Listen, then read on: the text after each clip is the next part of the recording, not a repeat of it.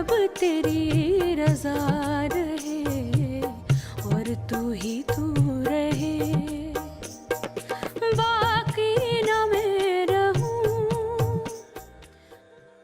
मंत्रों की व्याख्या, कितने प्रकार के मंत्र होते हैं और कैसे हम करते हैं उनको, वेरी इंपॉर्टेंट टॉपिक।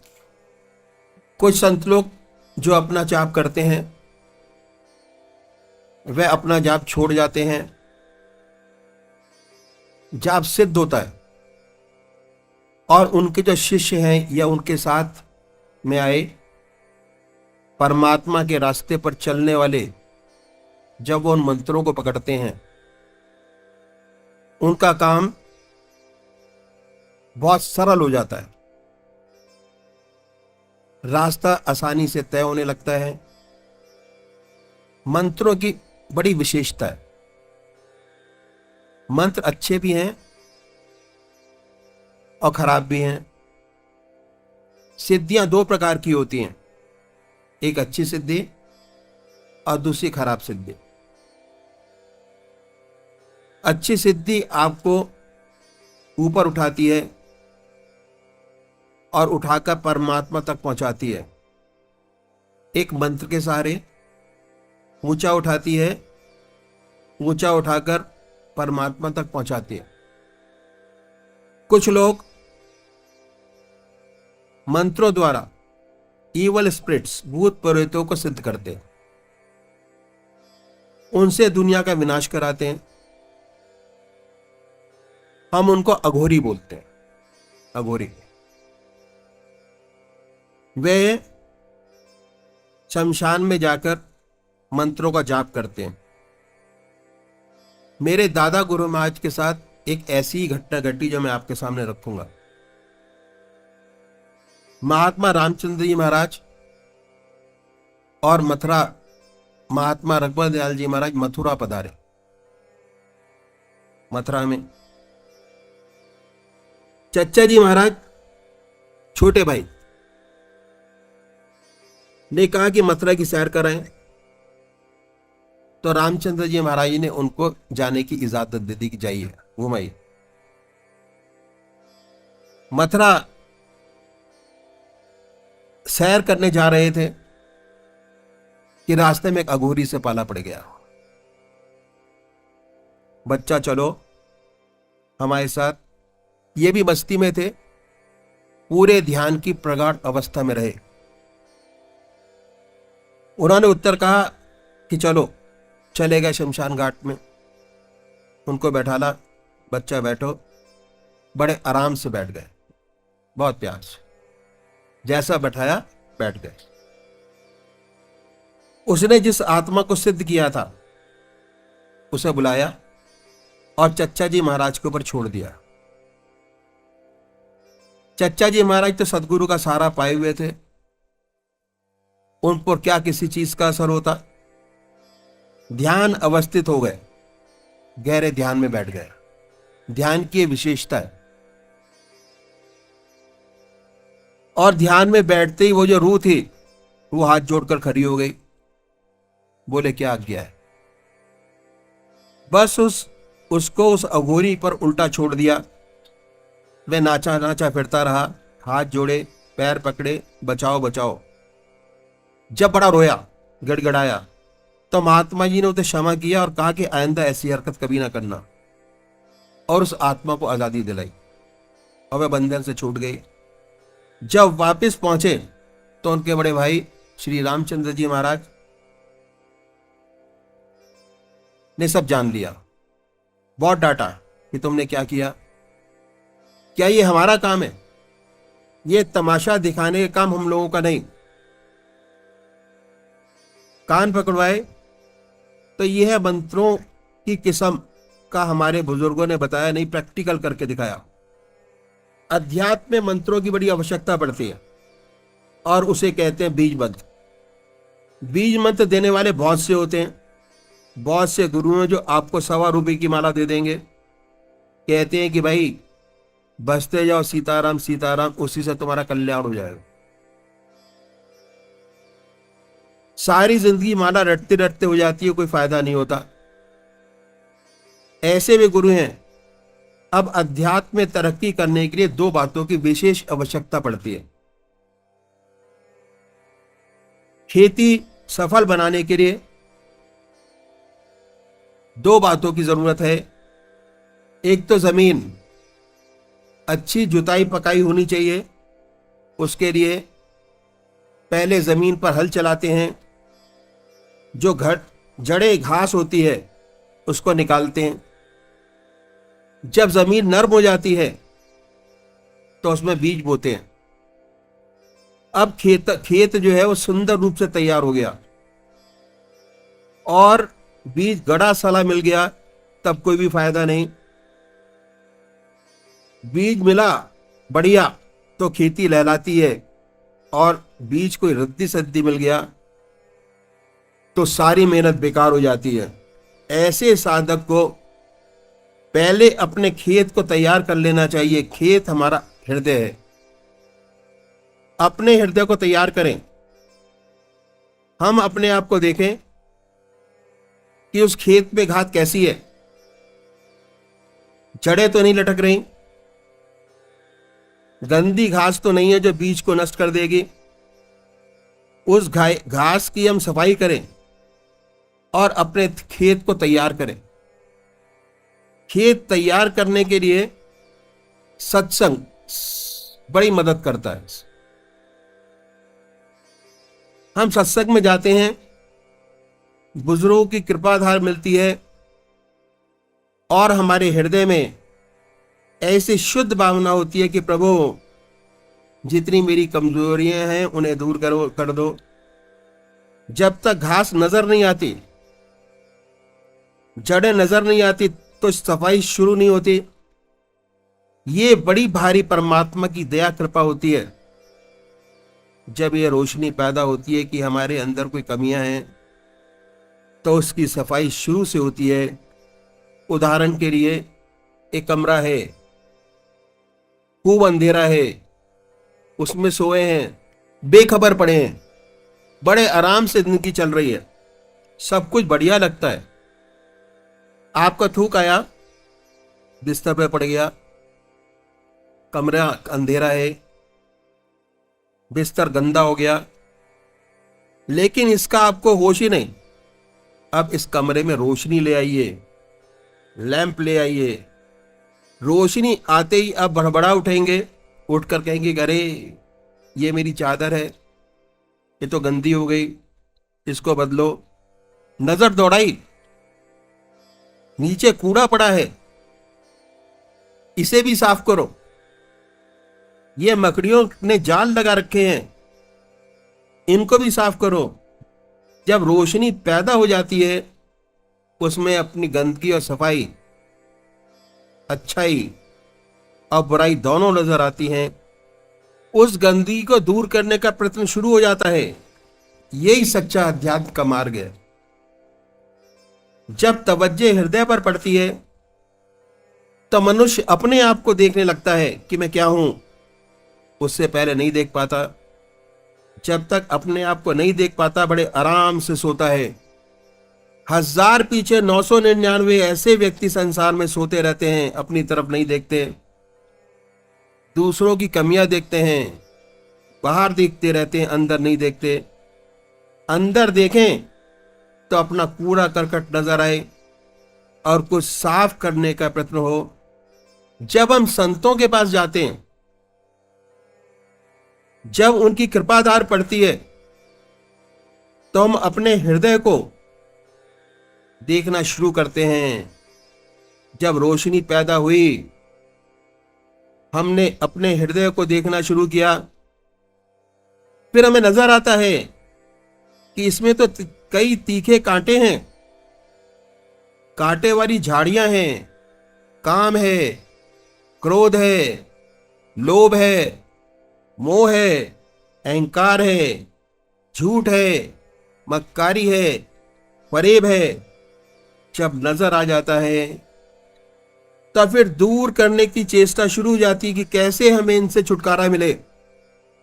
इनसे छुटकारा पाने के लिए अपने इष्ट देव का साथ सबसे बढ़िया चीज है। जितनी बुजुर्गों की तवज्जो आपके हृदय में पड़ेगी, उतना आपका हृदय की सफाई होती चली जाएगी। इसलिए पहली चीज जो है वह है संगत।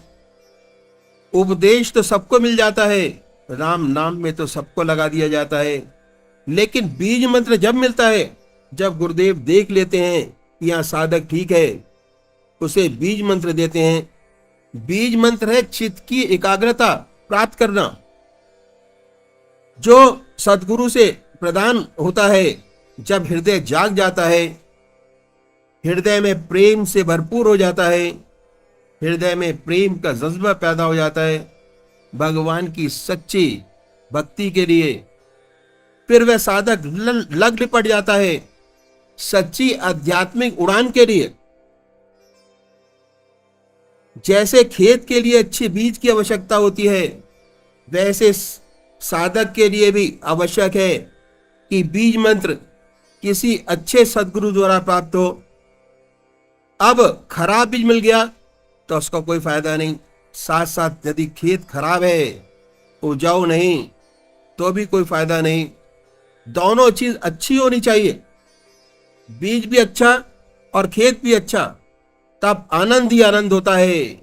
अच्छे फूल खिलते हैं, चारों तरफ खुशबू महकती है, अलग से मालूम हो जाता है कि फूल है, महक है। तो ये आवश्यक है कि बीज मंत्र किसी अच्छे गुरु से प्राप्त हो। बीज मंत्र ये नहीं कि कह दिया कि सीताराम सीताराम कहे चलो, माला लेकर ओम ओम करते रहो, वह कुछ नहीं। असली बीज तो वह है जो आपके मन को एकाग्रता प्रदान करता है। आप 1000 कोशिश करिए, आपका मन एकाग्र नहीं होता, क्योंकि ये जन्मों जन्मों से बहिर्मुखी है। कोई शक्ति उसको एकाग्र कराती है, वह है आपके इष्ट देव। 1000 कोशिश करिए, आप चित्त एकाग्र नहीं होगा, विचार आते रहेंगे। इसलिए प्रमाणित है कि भगवान कृष्ण नाग को जब तक नथ न लें, वह जहर नहीं छोड़ता। मन भी विषधार जैसा है, जब सदगुरु इसके ऊपर अपनी सवारी नहीं करता, तब तक यह विष देता रहता है। तो मौका दीजिए अपने सदगुरु को कि वह इसकी पूर्णतः सफाई करे और सच्चा बढ़िया बीज है आपके हृदय में डाल दे, जिससे परमात्मा का प्रेम, ईश्वर की भक्ति, निरंतर उसकी याद आपके दिल में पैदा हो जाए। चलते फिरते उसकी याद हो, खाते पीते उसकी याद हो, बगैर उसकी याद के चैन ना आए। जब मन वहां से हट जाए, तभी आंखों में विरह के आंसू आ जाए कि ये क्या हो गया। ऐसी लगन, ऐसी तपन आप में पैदा हो जाए। इसलिए जिस मंत्र से चित्त की एकाग्रता हासिल होती है, जो मंत्र ऐसे संगत से प्राप्त होता है, उसी को बीज मंत्र कहते हैं। जब तक चित्त एकाग्र नहीं होता, हासिल नहीं होता, तब तक आपको बीज मंत्र नहीं मिला। जब बीज मंत्र आपको प्राप्त हो जाएगा, जैसे ही जीभ की नोक तालुए से लगाएंगे, फौरन ध्यान बनेगा, ऑटोमेटिक ध्यान बनेगा। हमें अपने खेत को अच्छी तरह जुताई करके उसमें से जड़ें घास निकालकर मुलायम कर उसकी कट्टरता को निकालकर हृदय मुलायम करना है। जब हम शुद्ध हृदय से अपने गुरु के सामने जाएंगे, वह उसके सुंदर बीज डालेगा, जो फूलेगा और फलेगा, अच्छे और मीठे फल लगेंगे। अध्यात्म क्षेत्र में सबसे बड़ी, सबसे ऊंची प्राप्ति है बीज मंत्र। अब बीज मंत्र आपको मिल गया तो साधक की जिम्मेदारी और बढ़ गई। बीज मंत्र मिलते ही साधक की जिम्मेदारी और बढ़ गई। अब वह अपनी सफाई में लगा हुआ है। बीज मंत्र मिलने के बाद उसकी जिम्मेदारी क्या बढ़ी, उसे खाली वक्त परमात्मा को देना है। हम लोग गृहस्थी हैं, सारा समय तो ईश्वर को दे नहीं सकते। हाँ, जब हमारे पास कोई काम नहीं, वह समय तो हम दे ही सकते हैं। इसके अतिरिक्त कुछ हमारे नित्य प्रति के कार्य हैं, जिनमें बुद्धि की अधिक आवश्यकता नहीं पड़ती।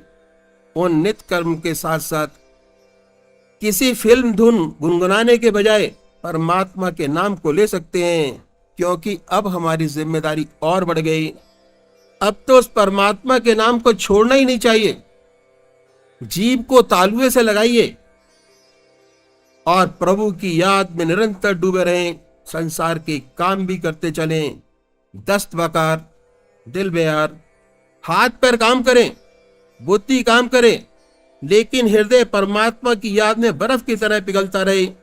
अब क्या होता है, जैसे प्रभु की याद करते हैं तो हमारा चित्त, हमारा मन एकाग्र होना शुरू हो जाता है। हमारी प्राणवायु का जो संबंध है वह चित्त की एकाग्रता से घनिष्ठ संबंध है। जैसे जैसे परमात्मा का चिंतन होता है वैसे वैसे हमारी प्राणवायु ऊर्ध्वगामी होती चली जाती है। हम जितना दुनिया का चिंतन करते हैं, कामनी कांचन का चिंतन करते हैं, हमारे प्राण गुदाओं और जंगाओं की तरफ जाते हैं, लेकिन परमात्मा चिंतन में प्राण ऊर्ध्वगामी होते चले जाते हैं और धीरे धीरे जैसे प्रभु की याद बढ़ती चली जाती है वैसे वैसे प्राणों की गति ऊपर की ओर चलती चली जाती है और एक दिन आज्ञा चक्र पर स्पंदन होना शुरू हो जाता है। आज्ञा चक्र पर भावों के बीच वाइब्रेशंस होते हैं। ध्यान करते हैं हृदय चक्र पर और ध्यान लग जाता है आज्ञा चक्र पर। ऐसी स्थिति में अब हमें आज्ञा चक्र पर ही स्पंदन करना चाहिए और ध्यान करना चाहिए। लेकिन इस ध्यान में जो विशेष बात पैदा होने वाली है, आप गौर से सुने। हमारा मस्तक स्पंज की तरह है। जैसे स्पंज होता है उसमें छोटे छोटे बहुत से छेद हैं। डॉक्टर लोग बेहतर जानते हैं। मेरे ख्याल से हजारों नर्व्स हैं, उसमें अनगिनत नर्व्स हैं, उनमें भी छेद हैं, स्पंज की तरह बताते हैं। अब हमारे हृदय पर जिन बातों का गहरा असर होता है उनकी याद हमारे मस्तिष्क पर इम्प्रिंट होती चली जाती है। तब मेमोरी का छिद्र दिमाग में बन गया। ऐसी बहुत से मेमोरी के छिद्र बनते हैं, कुछ छोटे कुछ बड़े। बचपन की सारी बातें हमें याद नहीं है, परंतु जो कोई ऐसी बात हो जिसका असर हमारे हृदय पर गहरा पड़ा हो, हमेशा याद रहती है। जितना गहरा संस्कार बना उतना गहरा छेद बना। उसकी मेमोरी स्टोर हो गई और कभी कभी फ्लेयर अप हो जाती है तो हमें पता चल जाता है, याद आ जाती है उसकी। जो छोटी बातें थी उसको हम भूल गए, जिनका हल्का संस्कार बना सब भूल गए, उनका हमें ध्यान नहीं। जब नाम हृदय से लेते हैं, संस्कार हृदय से याद करने से बनते हैं और हृदय पे वह संस्कार बनता है। संस्कार हमारी आंखों से बनता है, जिह्वा से बनते हैं। ज्यादातर संस्कार हमारी आंखों से बनते हैं। जैसे सेवक ने बताया, जितना गहरा संस्कार बना उतनी गहरी मेमोरी हमारे स्टोर होती चली गई। जब हम हृदय से परमात्मा की याद करते हैं,